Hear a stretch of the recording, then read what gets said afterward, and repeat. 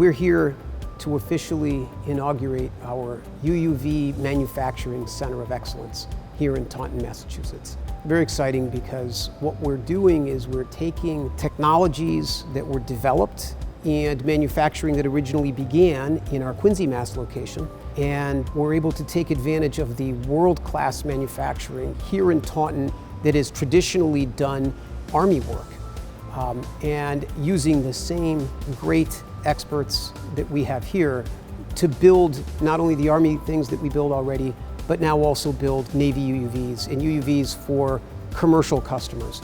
It makes perfect sense. We begin with the engineering and some of the sub-assemblies in Quincy. We do the system integration, build the vehicle here. We have a test chamber here that was custom built for the Knifefish size 21-inch UUV so we can test in the water, but in a controlled environment.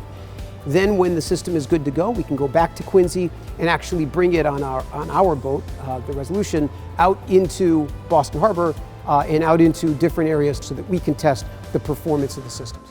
Mine detection and mine elimination is an inherently risky proposition. It's also one that historically has required people, right? Where we'd have to send a ship that can detect, or a ship that can eliminate, or a helicopter to help eliminate mines. We can now do a lot of that job without putting people in harm's way.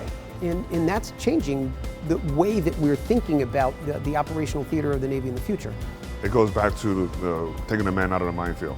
The more we can do and expand that portfolio of capabilities that can be done unmanned, the more we can remove those threats from the sea.